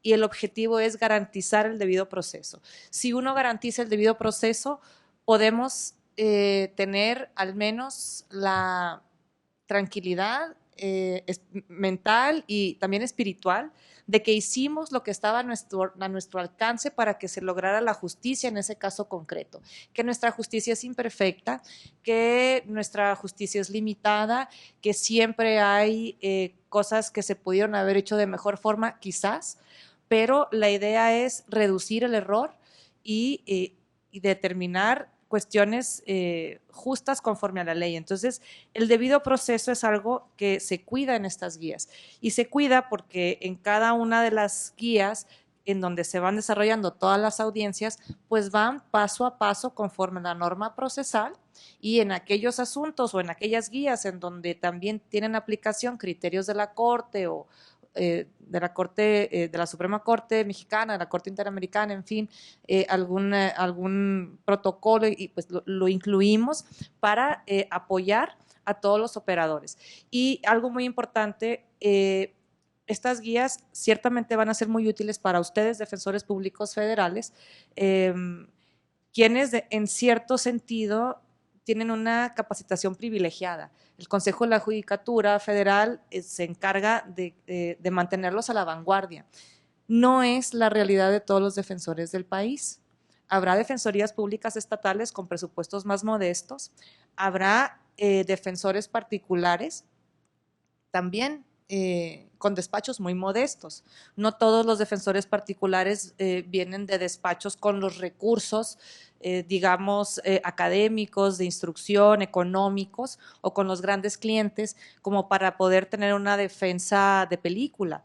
La realidad es que hay muchos abogados postulantes de a pie que pues le batallan en el día a día, jóvenes recién egresados que de pronto a lo mejor no tienen estas posibilidades. Bueno, las guías les van a ayudar a afrontar estas audiencias y son además en cierta medida didáctica. Entonces, las guías, y esto quizás se sale un poquito de la pregunta, pero era algo muy importante para mí compartirles, que el objetivo de las guías sí es ayudar a todos, son para todas y todos, especialmente para aquellas personas que se encuentran en una posición vulnerable y que quizás no tienen las herramientas o las ventajas que otros podríamos tener. Entonces, eso para mí es algo muy valioso de las guías. Y por supuesto que para la alzada o para las alzadas, me parece estas guías son importantes. Destacar que en las guías, en el apartado que está de naranja, que es la etapa intermedia y de juicio, colamos por ahí, así como de contrabando, unas guías para la alzada. Son muy poquitas porque la alzada casi no tiene guías, más bien casi no tiene audiencias, perdón. Entonces está la guía para aclaración de agravios o alegatos, está la guía para reconocimiento de inocencia, está también la guía para anulación de sentencia. Que estos procedimientos los conoce normalmente la alzada, son poco frecuentes, especialmente los dos últimos, pero bueno, está esa posibilidad. ¿Cuántos tribunales de alzada, magistrados, magistradas, no se formaron en el sistema penal acusatorio, sino que el sistema procesal acusatorio los sorprendió? Ellos tenían su plan de vida con su Código Federal de Procedimientos Penales, ¿sí? Y de un día a otro, pues mira, ya no, ahora tu vida se llama Código Nacional. Entonces, a diferencia de los jueces de primera instancia, nuestros magistrados, nuestras magistradas no tuvieron esta capacitación especial, sino que la tuvieron que ir tomando, sí, por parte de la institución, pero fue un poco más rudo para ellos. Entonces, estas guías les pueden apoyar para que afronten esas audiencias de esa manera.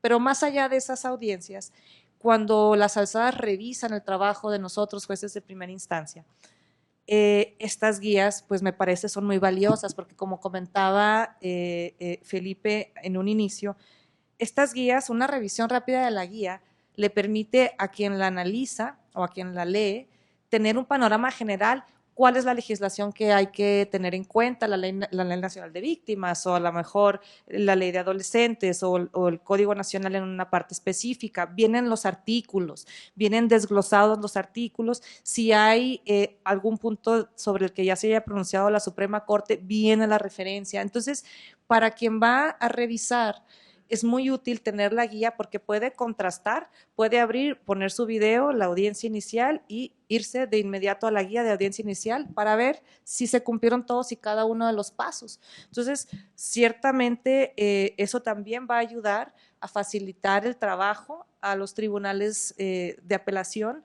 porque básicamente, al menos en cuanto a la cuestión procesal, la guía le va a dar la pauta para tener la certeza de que procesalmente se siguieron los pasos. Y como en un mundo ideal, todos los operadores van a usar la guía, los fiscales, los defensores, los asesores victimales, los jueces, pues entonces la alzada casi que va a tener que resolver siempre y en la mayoría de los casos de fondo. ¿Por qué? Porque el debido proceso ya va a estar garantizado, porque todos usamos la guía y pues nos fuimos palomeando unos a otros. En la audiencia se controlan las partes con la guía, el juez necesariamente va a ser más feliz también porque la audiencia va a fluir, vamos a evitarnos estos argumentos circulares o que nos desviamos del tema y esto yo quiero pensar que para los tribunales de apelación, bueno, también va a ser muy beneficioso porque no es lo mismo revisar una audiencia inicial que duró 25 minutos a revisar una audiencia inicial sobre el mismo delito, el mismo número de partes, mismos, más o menos las mismas situaciones de hecho, y la audiencia duró 3 horas y media. ¿Sí? Entonces, las guías creo nos van a ayudar a todas, a todos a hacer mejor nuestro trabajo desde los distintos lugares en donde tenemos que intervenir, pero no solo para quienes entramos a audiencias, sino para quienes revisan lo que sucede en la audiencia. Entonces, me parece que es un instrumento útil y que también puede ayudar a los propios abogados a hacer sus agravios. Mira, aquí no siguió la guía y aquí esta parte le faltó. No porque no haya seguido la guía, quiero aclarar, porque la guía es un instrumento que los invitamos a que lo usen, pero no es una obligación. Pero la guía refleja la normativa. Entonces, es casi que el código, pero presentado de una manera muy, muy fácil de usar. Y bueno, yo creo que en ese sentido las alzadas se pueden beneficiar. Muchas gracias.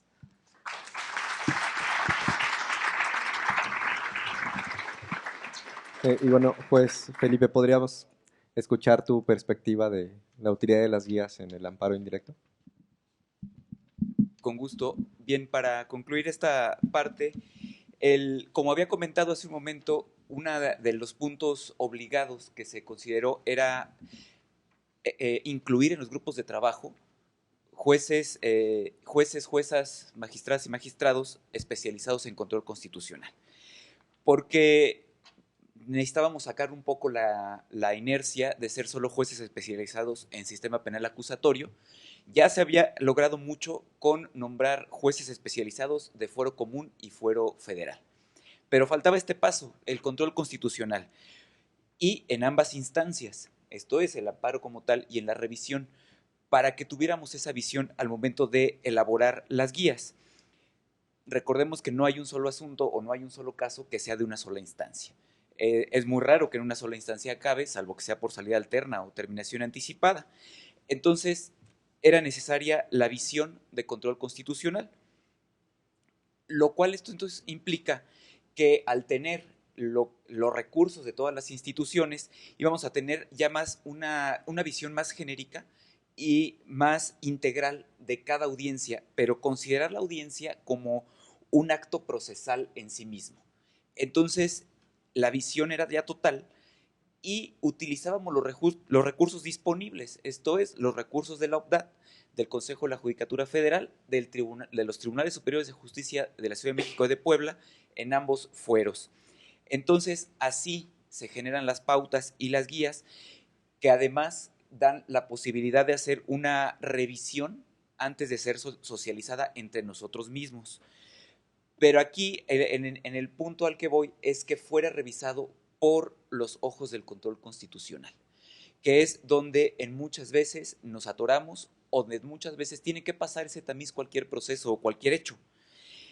Entonces le quitamos parcialidad. Hacemos una visión más amplia de los actos procesales. De por sí ya tenemos muchos actos procesales, entonces eso era lo difícil, por eso tantas horas.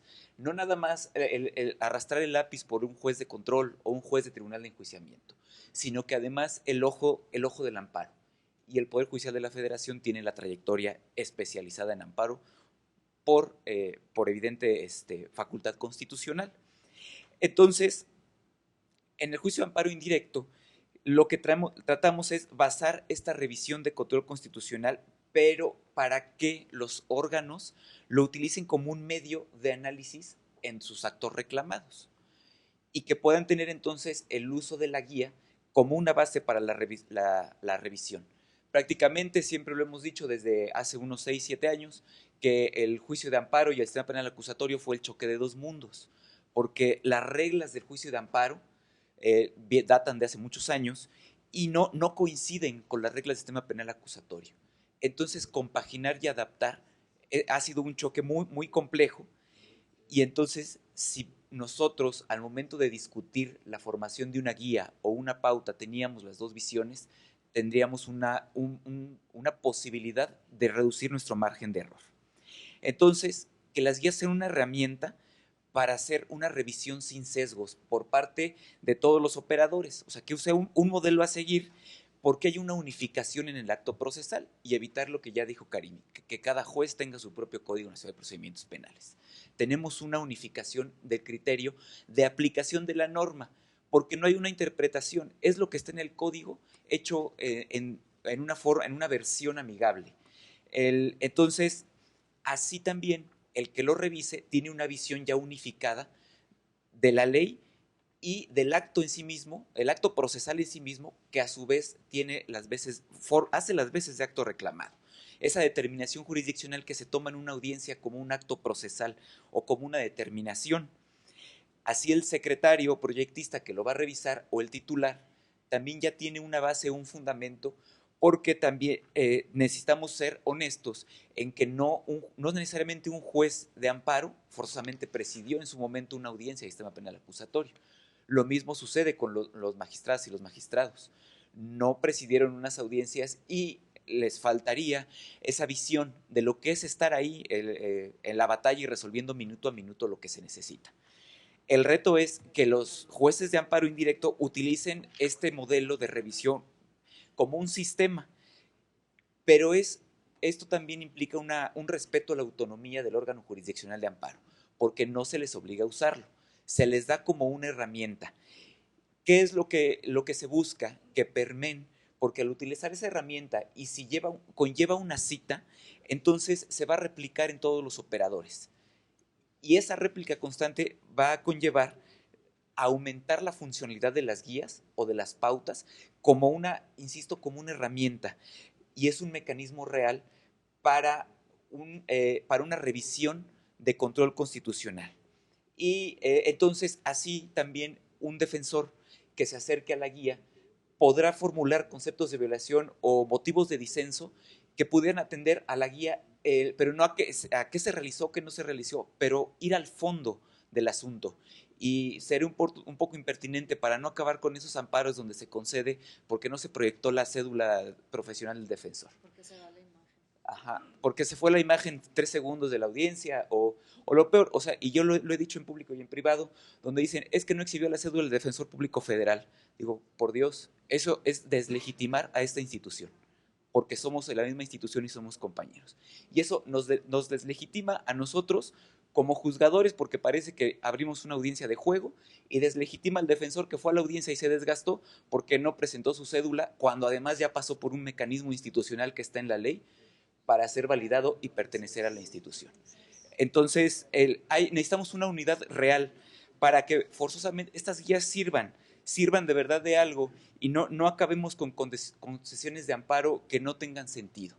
Este fue un ejemplo de la proyección de las cédulas, o que ahora que el juez no se cercioró de la identidad fisionómica del defensor porque la cédula ya era viejita. Digo, con todo respeto, el juez no es perito para realizar eso, y sería, insisto, buscar en realidad una utilidad de fondo, que el proyectista dé cuenta al juez de amparo, a la magistrada, llegue con el magistrado y le diga, pasó esto, mi fundamento es la guía, pero vámonos al fondo. No repongamos para ganarle tiempo y que cuando regrese el asunto, si es que regresa, porque el mismo defensor, y he tenido defensores públicos federales que obtienen la protección constitucional porque no proyectaron su cédula, de verdad se desaniman y dicen, vámonos ya a acabar con esto. Y no se trata de ello, se trata de animar a que el proceso pase por un tamiz, pero cualquier caso, porque todos trabajamos bien. Y no me refiero a los jueces, porque trabajó bien el defensor, trabajó bien el Ministerio Público, trabajó bien la asesoría jurídica. Entonces, así concluyo mi participación. Agradezco mucho la recepción de la Defensoría Pública Federal, donde, como dijo el magistrado, no se siente uno como no jugar de visitante, dado que al estar aquí veo muchas caras conocidas y me da mucho gusto saludarlos. Muchas gracias por todo.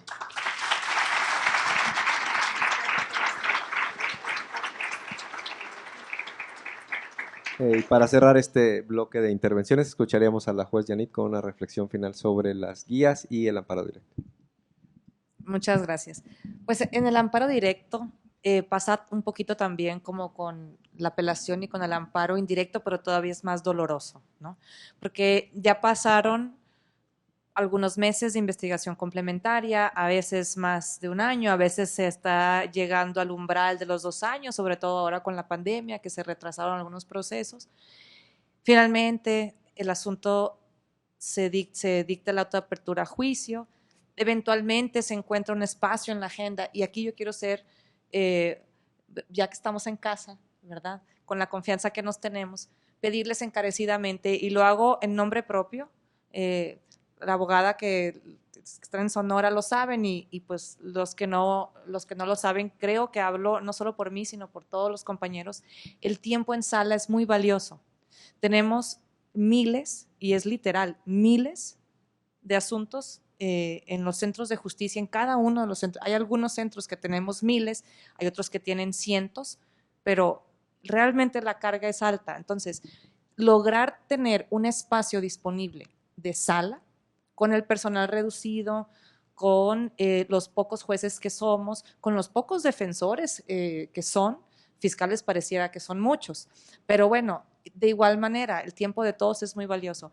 Es una pena que los asuntos no se resuelven porque vamos a estar difiriendo y difiriendo. Estas guías pretenden evitar esas dilaciones injustificadas. Debemos ir preparados a las audiencias.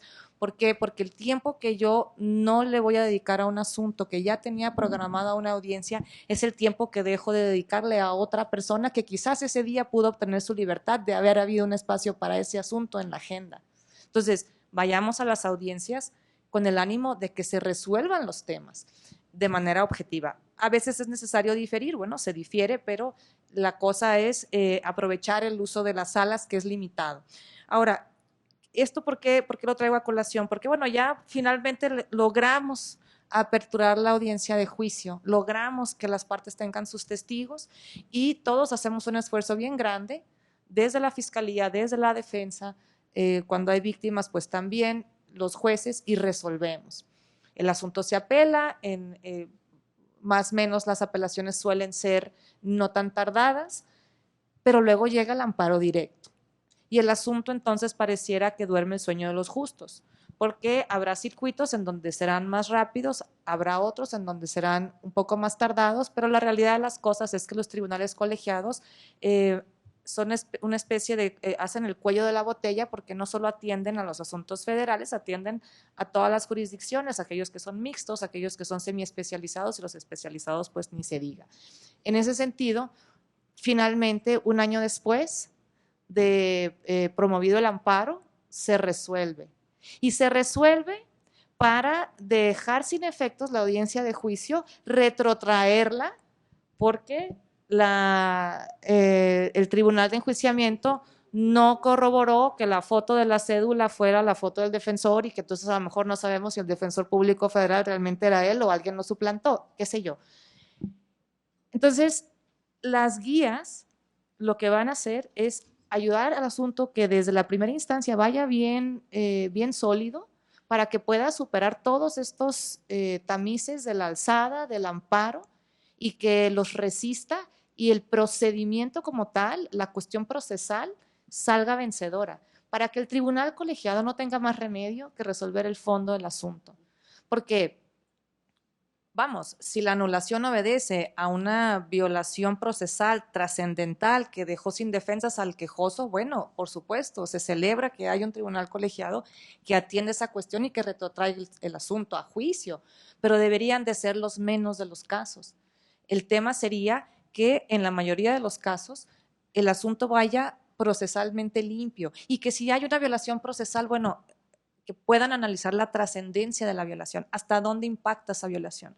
Entonces, creo que las guías pueden ser muy útiles para quienes integran los tribunales colegiados porque podrán ver cuáles son los aspectos torales y cuáles en realidad no lo son tanto, para que ellos también puedan un poco ayudarse a resolver y pues a cumplir con lo que esa responsabilidad tan grande que tienen, que es resolver el fondo. Y como ven, las guías no apuntan a que tiene que resolverse a favor de la fiscalía o a favor de la defensa, las guías son neutrales, pero lo que se busca es evitar estos costos procesales porque ese asunto que se retrotrajo 2 años después de celebrado el juicio por el amparo directo y se anuló y ya tiene que venir, resulta que el tribunal de enjuiciamiento ya no está, tiene que porque ya lo cambiaron de adscripción, porque ahora es magistrado, por lo que ustedes quieran. Entonces, hay que volver a llamar a los testigos y hay que volver a empezar el juicio. ¿Eso es lo que queremos? Yo creo que nadie quiere eso. Entonces, me parece que estas guías pueden ser así muy útiles para el amparo en ese sentido y que nos ayuden a evitar. Y para los defensores, también para los asesores victimales y los fiscales.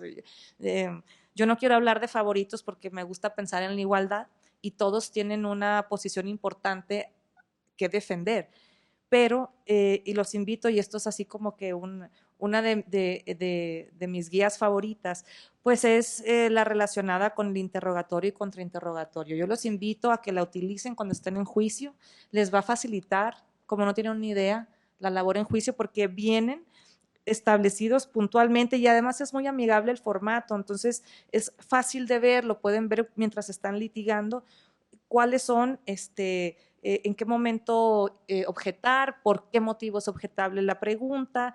Entonces, esto yo creo que puede ser muy, muy útil para que los interrogatorios en los juicios fluyan así de manera adecuada. Y también las guías, y lo digo en juicio porque estoy hablando un poco de lo que luego se revisa en amparo directo, son muy útiles porque en la parte de arriba viene el título en grande, vienen los artículos, de pronto estamos en juicio, seguramente les pasa a ustedes, a mí me pasa todo el tiempo, que quiero, resuelvo un punto y quiero fundamentarlo, pero no me acuerdo cuál es el artículo.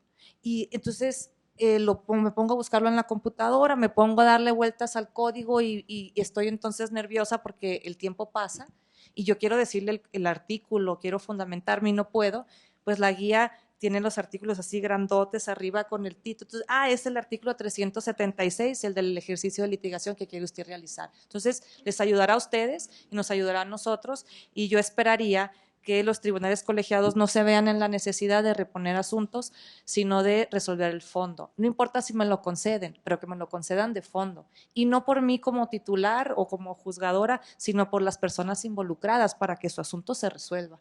Y en ese sentido, de nueva cuenta, pues agradecerle, maestro, por la hospitalidad y a todos ustedes por la atención. Muchas gracias.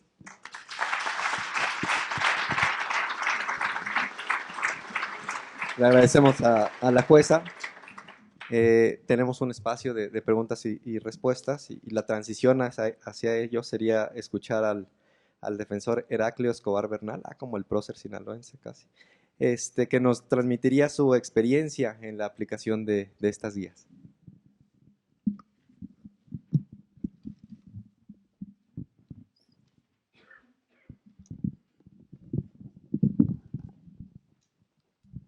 Pues primeramente, gracias por la invitación para poder compartir un poco la experiencia desde la Defensoría Pública Federal. Gracias, maestro, gracias, señor magistrado, por la invitación y a los señores jueces y señoras juezas que nos han precedido. Creo que es indiscutible la labor que realizaron en la elaboración de estas guías. Como buena guía es una herramienta que facilita la intervención de nosotros en una audiencia. Escuché con bastante atino a la señora juez en el sentido de que el defensor, cuando llegamos a un centro de justicia, va a depender del tipo de juez que nos toque para saber cómo interactuar. Las guías nos van a facilitar mucho, y más en la labor de la Defensoría Federal, que hay una posible movilidad a nivel nacional para llevar a cabo nuestra labor. Tendríamos homologado en determinado momento la intervención que vamos a hacer. Desde mi expectativa, desde mi forma en que yo he trabajado, he tenido dos oportunidades muy viables de la utilización. La primera es en las audiencias ordinarias, que cualquiera de nosotros creeríamos que ya las dominamos, que ya sabemos y entendemos cómo llevarlas, como una audiencia inicial, que implique incluso el debate de las medidas cautelares, una intermedia o un juicio. Sin embargo, para poder concentrar la información que necesitamos, en lo particular, yo lo que hago es imprimir la parte de la guía que voy a utilizar en la audiencia. Ahí hago mis anotaciones para, ejemplo, los artículos que me está anunciando el señor fiscal en la formulación de imputación, las circunstancias de la medida cautelar, cuál es la vertiente o cuál es el eje sobre el cual pretende justificar la necesidad de cautela y demás. Entonces, esto me sirve porque una vez que termino la audiencia, si esta no me resulta favorable, con esos apuntes yo tengo la oportunidad de dirigirme y empezar a trabajar lo que van a ser mis conceptos de violación, si es que voy a ocurrir al juicio de amparo, o incluso la expresión de agravios en una manifestación para lo que es la alzada. Entonces, me resultaron muy útiles. Además que, como a todos me imagino nos ha pasado, se nos olvida el Código Nacional y de repente decimos cuál era el artículo. Creemos que lo teníamos bien configurado, sin embargo, pues siempre hay esos olvidos que a todos nos ha pasado, y de verdad las guías son muy amigables, demasiado amigables para concentrar toda la información que se puede generar en una audiencia y posteriormente también reproducirla. Y de igual manera, los usuarios cuando nos llaman, lo más fácil es irme a mis anotaciones que hice en la guía, acordarme del asunto, los pormenores que hubo en ese asunto, y entonces ya tener la remembranza para poder dar un comentario al usuario o a sus familiares que están cuestionando cómo va el asunto. Y hay otro punto importante. En lo particular, en el tema de capacitación, podría haber dicho que pequé de considerar que conocía la estructura del Código Nacional de Procedimientos Penales. Fue una sorpresa mía cómo fueron desglosando todas y cada una de las audiencias que de verdad no consideraba, no sabía ni que existían. Es impresionante. Y creo que a cualquiera de nosotros en los chats internos que tenemos en la Defensoría, no me dejarán mentir los compañeros cuando nos han preguntado, oye, ¿no tienes una audiencia de tal cosa? Porque nunca la he llevado. ¿No tienes un formatito para poder tener una guía? Bueno, gracias a ustedes tenemos estas guías para orientarnos. Un ejemplo muy claro que me sucedió, el tema del sobreseimiento. ¿Cómo invocar la estructura en una audiencia? ¿Qué temas tengo que tocar? ¿Qué fundamentos y qué directriz debo de llevar? Audiencias que no son tan comunes nos han auxiliado mucho esas herramientas, máxime porque en el centro de justicia en donde yo estoy adscrito, que es en el Reclusorio Norte, inicia toda la audiencia cuando el auxiliar de sala invoca la existencia de esas guías. Entonces, a mí en lo particular me queda clarísimo que vamos a seguir esa estructura. No es a contentillo del juez, hay una libertad jurisdiccional, me queda clarísimo, pero hay una estructura a seguir que era algo que era muy complicado, porque uno leía el Código Nacional y pensaba que ya tenía esa estructura. Sin embargo, nos cambian de juez, nos cambian de centro de de justicia y pareciera que el Código Nacional se transformaba. Con estas guías, sin duda, nos han auxiliado mucho en la labor práctica que tenemos para deglutir tanta información, para concentrar la información, pero también y sobre todo para conocer estructuras de guía de unas audiencias que no son tan comunes como las que realmente o regularmente tenemos presentes. Esa sería mi intervención. Muchas gracias.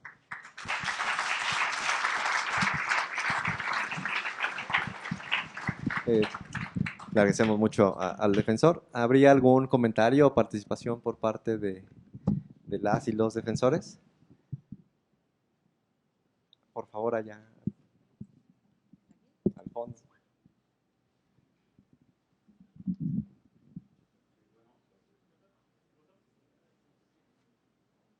Sí, muy buenas tardes. A mí me parece de gran importancia estas guías porque podemos ya quitar esta cuestión procedimental, esta cuestión en relación a los formalismos que se exigían, ¿no? Y pienso que aquí viene el gran reto, ¿no? Realmente esa justicia procedimental en donde el juez, igual que los defensores, ya tenemos que ver estas estrategias en donde tenemos que enfocarnos más a estos choques de derechos, ¿no? Que muchas veces se ponen, y más con estas vulnerabilidades que existen entre cada uno de los grupos, ¿no? Ya no preocuparse por cómo voy a llevar el procedimiento, si realmente se está llevando una guía conforme debe de estar y que por eso me lo van a reponer, ¿no? Entonces aquí yo pienso que el gran reto va a ser cómo el juez va a asimilar, ¿no? Más en estas etapas especializadas donde hay mejor principios, ¿no? Un interés superior del menor, cómo realmente voy a ver dónde lo voy a aplicar, o en estos grupos vulnerables, cómo voy a ver cada una de esas intercepcionalidades de estos grupos al momento de cada una de estas etapas o cada uno de estos juicios, ¿no? Entonces aquí me parece muy importante ver esto, que ya pasan una cuestión procesal y ahora vamos a la cuestión sustantiva, ¿no? Que realmente estas teorías procedimentales, estas teorías de choque, se puedan ver para cuando llegue el amparo, el juez ya nada más se vaya a esta cuestión de fondo, ¿no? Pero si lo pueden subsanar desde los mismos, como nosotros como defensores, desde las estrategias y todo, entonces realmente para mí podríamos encontrar esa justicia, ¿no? Muchas gracias, para mí es un gran avance que se pueda seguir, se pueda tener estas perspectivas, pero entonces sí enfocarnos en otro tipo de estructura que es realmente una defensa en el fondo, no preocuparnos por las cuestiones procedimentales. Gracias.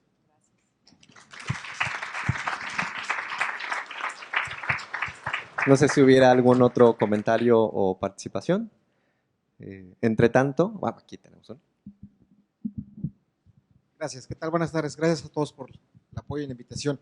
En mi caso, únicamente hace rato estaban hablando en relación a que estas guías evidentemente van dirigidas a todo el foro, abogados particulares, defensores públicos, jueces, ministerios públicos. Sin embargo, también es de gran relevancia que no solamente va dirigido a nosotros o a los que acabo de mencionar, sino inclusive a los estudiantes de Derecho. Ahorita tengo la oportunidad de poder estar conduciendo a algunos alumnos de la Universidad de Puebla y precisamente las guías es una gran forma en la que ellos pueden ir viendo cómo se están llevando las audiencias o cómo deberían llevarse estas audiencias y tratar de no divagar en lo que se va haciendo en las audiencias. Ese es un comentario muy importante para los alumnos de todas las facultades de Derecho. Y finalmente, yo había tenido la oportunidad de leer, tal vez no todo, reconozco toda la guía, pero ahorita, y me pareció atractiva, pero ahorita que acabo de escuchar todo el proceso que llevó, pues permítame decirles que yo también voy a adoptar ya también las guías también como parte de mi función. Gracias. Muchas gracias. Gracias a usted. No sé si hubiera algún comentario o participación adicional. Si no, retomando un poco lo que refería el defensor, y aquí sí con una alusión personal a la defensora Edith, al defensor Juan Luis, que tal vez pudieran compartirnos un poco de su experiencia. Ellos han de saber que han sido coaches en un ejercicio en el que participa también el defensor de clínicas forenses. Estas guías, si sirven para los operadores, la lógica es que también pueden ser de utilidad para las y los estudiantes de Derecho en las universidades. Entonces, por instrucciones del magistrado Constancio, estamos trabajando con 5 universidades para poder realizar simulaciones de audiencias, para que no les pase como a mí, que con todo el cinismo de mis queridos maestros en la facultad decían, acá le enseñamos, pero ya verá usted en la realidad cómo es bien diferente. Acá no es así. La idea es que puedan practicar con un grado de certeza muy próximo a lo que se van a encontrar. Terminamos ya un primer ejercicio y hay que destacar de manera muy puntual la calidad del coacheo de la defensa pública, que se hizo cargo del rol de los defensores y pues no sé si nos pudieran compartir un poco de su experiencia. Sí, claro. Muchas gracias, Héctor. Precisamente acabamos de terminar una actividad, la licenciada Edith y su servidor, Juan Luis González, con la Universidad Panamericana. ¿De qué se trató? Un grupo de estudiantes formó grupo de defensa, otro grupo de estudiantes fueron fiscales y también hubo unos quienes fueron jueces. Por nuestra parte, lógicamente nos tocó coachar a los alumnos que escogieron la defensa y básicamente consistió en utilizar estas guías. Al principio, pues no sabían los alumnos, naturalmente algunos ya están litigando como pasantes, pero no sabían a ciencia cierta de qué se trataban las audiencias. Poco a poco, cuando fueron conociendo pues esta herramienta que nos están dando a conocer en este momento, los permitió, siendo estudiantes, los permitió conocer la audiencia inicial, al grado que naturalmente a las primeras hubo ciertas fallas. El juez Artemio, el juez Felipe estuvieron por ahí presentes también. Les consta la evolución de los alumnos al utilizar esta herramienta como son las guías judiciales. ¿Qué sucedió? La semana pasada tuvimos la audiencia ya pública. Una audiencia, hubo muchísimo debate, hubo muchísima argumentación, muchísimo fundamento gracias a esta herramienta de las guías judiciales. Así que no solamente es para aquellos abogados ya experimentados, para los jueces, también para los estudiantes, que antes de que salgan a enfrentarse ya a litigio en las audiencias, ya van a conocer, ya van a ir bien preparados y creo que eso pues beneficia a los justiciables, ¿no? Ya viniendo desde los últimos semestres o los primeros semestres de la carrera, ya saben a lo que se van a enfrentar y ya van a poder tener una muy buena defensa, independientemente de que sean recién egresados o tengan toda la experiencia del mundo, ¿no? Y esa fue una grata experiencia y una muy buena participación también de mi compañera Edith, que estuvimos por ahí. Muchas gracias. No, muchísimas gracias. No sé si hubiera algún comentario adicional, por favor.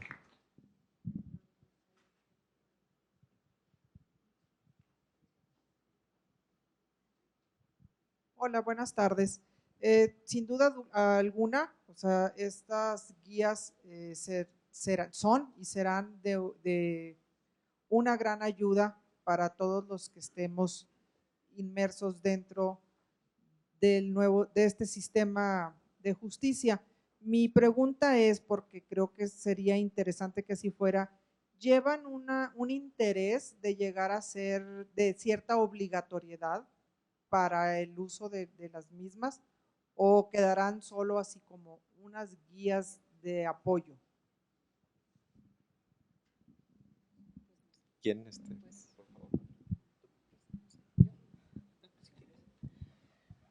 Pues muy buena pregunta. Esa pregunta quizás nos las hemos hecho todos en algún momento dado. Hasta donde tengo conocimiento, pero mire, yo no soy quien toma las decisiones en cuestión de lineamientos administrativos, que es desde donde se pudiera imprimir una obligatoriedad del uso de las guías, porque esto le correspondería al Consejo de la Judicatura y a las distintas áreas que lo conforman, ¿verdad? En principio, pues la ley desde luego no podría obligarnos a utilizarlas. Yo desconozco si el Consejo como tal tomaría una decisión en ese sentido. Mi opinión personal consideraría difícil que se impusieran como obligación. Hasta ahora y hasta donde tengo conocimiento no constituyen una obligación como tal. Sin embargo, sí debo decirle que tengo conocimiento que de pronto distintas áreas que trabajan en el Consejo, como por ejemplo la visitaduría, podría apoyarse, ¿verdad?, en estas guías para efecto de hacer sus revisiones cotidianas que hacen normalmente en el marco de las visitas y de la revisión de los informes circunstanciados, etcétera. Pero yo no podría responderle hasta qué punto esto pudiera implicar una obligatoriedad como tal. Desde el punto de vista legal, me parece que eso no podría suceder. y en caso de que el Consejo o alguna de sus comisiones, alguna de las áreas en específico determinara esa cuestión, pues yo me imagino lo informarían. Y tendríamos todos la certeza y la transparencia de lo que es debido, de lo que es obligado más bien, de lo que es sugerido pero no obligado. Y bueno, en ese tenor habrá muchas prácticas que se sugieren, ya sabremos nosotros si las seguimos o no, pero bueno, hasta donde yo tengo conocimiento, esa es la respuesta que yo le puedo dar. No sé si los demás tengan alguna otra cuestión. Gracias, ministro. Qué amable. Un segundito nada más, platicaba yo, tengo el mejor testigo que es el maestro Netzai, hace unos minutos antes de la pregunta, le platicaba que en un esfuerzo conjunto de la visitaduría judicial encabezada por el magistrado Jesús Rafael Aragón y su equipo de trabajo con el equipo de trabajo de la Unidad para la Consolidación, se presentó a la Comisión de Vigilancia, que es la competente del Consejo de la Judicatura, un esfuerzo para que en el acta de visita que se practica semestralmente a los centros de justicia penal federal del país, en el capítulo atinente al número de audiencias desahogadas durante el periodo que se revisa, se pudiera establecer, así aparecerán ya las actas de visita porque ya quedó aprobado por la Comisión de Vigilancia del Consejo, es un rubro donde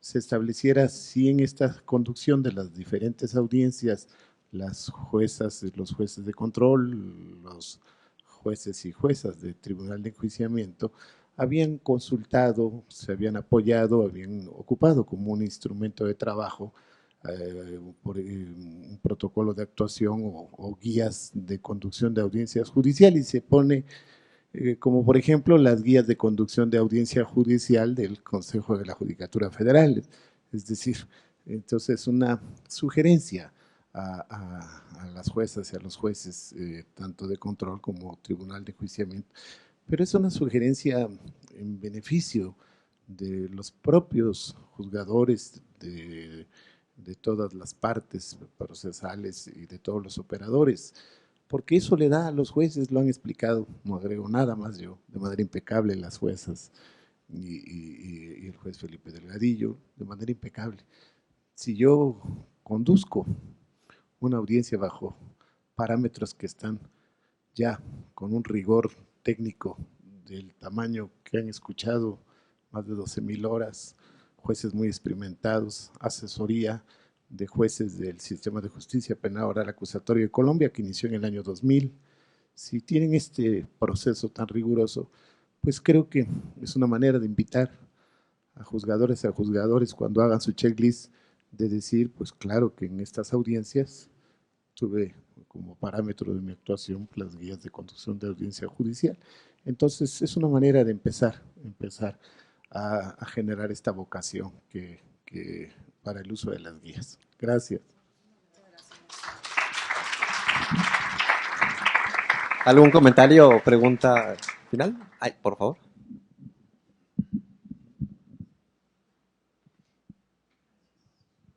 Primero, felicitar a todos aquellos que participaron en la creación de estas guías.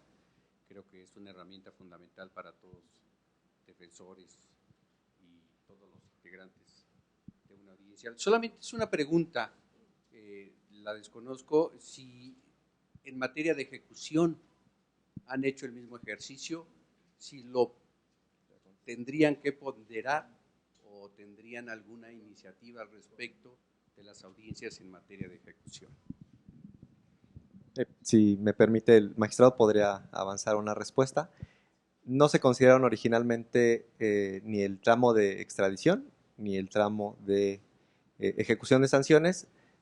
Ya estamos en la planeación en ambos aspectos y en ambos, desde luego que tendrá un rol muy destacado la Defensoría Pública. Entonces ya tenemos pues la autorización de la Comisión de Carrera Judicial para comenzar los trabajos en extradición y próximamente comenzaremos, esperamos, en materia de ejecución de sanciones, tanto en la dimensión de audiencias y como ustedes bien saben, la ejecución tiene un componente escrito muy importante, entonces la idea es que también hacia ese aspecto, que sería una gran variación respecto de las guías que ya tenemos, pudiéramos igualmente, con la colaboración de las y los defensores, avanzar también esa trazabilidad, porque como ustedes saben, el reto es incluso un poco mayor que en materia de conducción de audiencias, porque la legislación en materia de ejecución pues es transversal a ambos sistemas de justicia. Entonces el esfuerzo al que nos estaríamos abocando con pues el liderazgo de la Defensoría involucraría generar esta trazabilidad para ambos sistemas de justicia, tanto en aspectos de audiencia como en aspectos de tramitación escrita. ¿Algún comentario o pregunta final? Por favor, y con esto cerraríamos. Muchísimas gracias. Gracias, buenas noches. Ya todos estábamos cansados, pero valió la pena. Siempre va a valer la pena tener nuevos conocimientos. Tomando la respuesta que acaba de mencionar, una parte de la ejecución penal son los castigos que emiten los comités técnicos. Ahí se supone que también debe privilegiar el debido proceso, o como decían los antiguos maestros, la garantía de audiencia en el sistema mexicano.